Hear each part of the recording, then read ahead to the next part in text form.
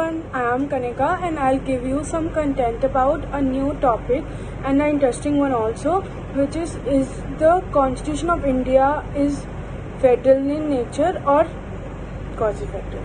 So, its answer is it's quasi-federal. But how it is quasi-federal? There are some normal and interesting points that explains that Indian Constitution is a quasi-federal in nature. It's federal and also unitary. So what are they? There are some things which I'll explain and they'll verify that it's a quasi-federal in nature. So if we say there is a huge difference and a different opinion also when it comes to the nature, because some jurists say it is unitary and some say it's federal, but we know and it verifies that it is quasi-federal. But how? There are some features. First, the federal principle. What is the federal principle? These are not features, these are normal things. The federal principle. Federalism means division of power. The center and the state are not subordinate, but they are coordinate with each other. They work independently in their own sphere. In other words, it speaks to prevent unity in diversity and achievement of common national goals, prevention as well as settlement of conflict of interest and center of the states. It is important part of federalism. This is the reason why federalism is devised with a strong nation in India. There are some federal features which explain the federal nature of Indian Constitution. First, supremacy of law. If we say what supreme law, we mean that supreme law, the Supreme Court is the highest authority.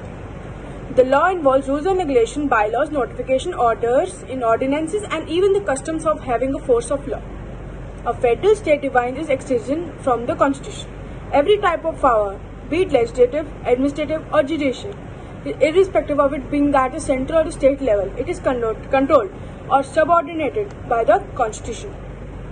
We say that it is provided the state shall not make laws which take any rights and guarantee. In Part 3 of the Indian Constitution, it extends to conservation and law is considered void there. Distribution of power. Second federal principle which defines it. In federalism, division of power is an important and integral part. How?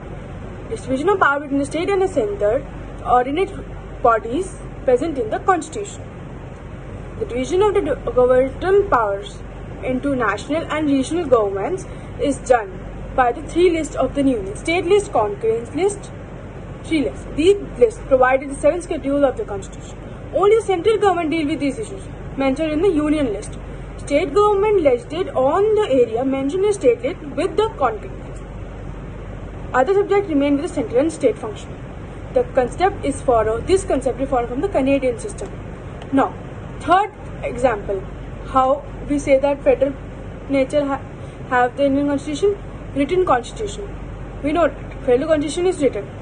Since the federal Constitution involves the laws of facts and empirical, moreover, the main supremacy is the imprint of written Constitution.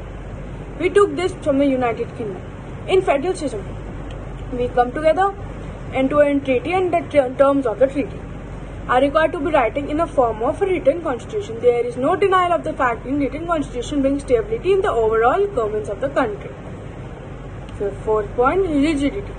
The constitution should be rigid and permanent. Change नहीं होना चाहिए और ऐसा होना चाहिए कि बदले ही ना हो. Then, those set of document cannot be said to be federal constitution because there is a method environment should be rigid, otherwise the basic principle of constitution should be threatened. However, the rigidness of the constitution should be not confused because of inflexibility. The constitution is an organic document and should be flexible to accommodate according to the changing in times. Okay. Last, authority of courts. Judiciary has the final authority to interpret the constitution, rationale of the provision, only dependent tribunal which is authorized to solve disputes between the center and the states. As regards to India, Supreme Court is between the central and state government and it has also the power with tribunal and competence. The Supreme Court is authorized to exercise such power in Article 131 of Indian Constitution.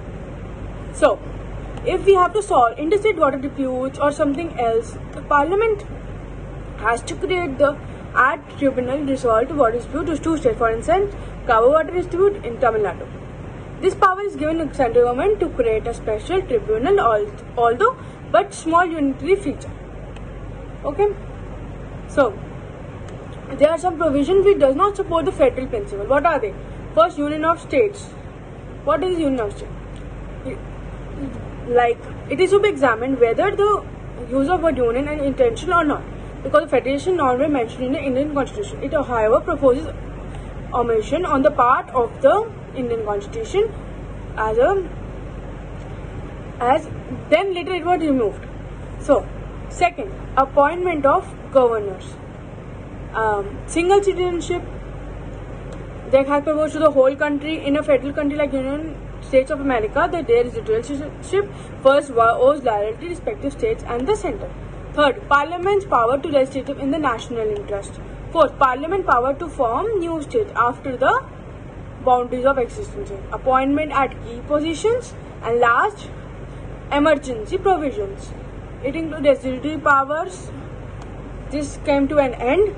That both things I told you, which comes under federal features and it does not come under not federal features. So we conclude here that the Indian Constitution empowers to center to interfere the state and matter, and thus places the state to subordinate position which violates the federal principle. Therefore, in Indian Constitution is neither purely federal nor purely unitary, but it is a combination of both quasi-federal Indian Constitution or unitary with federal natures or federal with unitary natures. What you want to call it. So we came to an end. Thank you so much, everyone.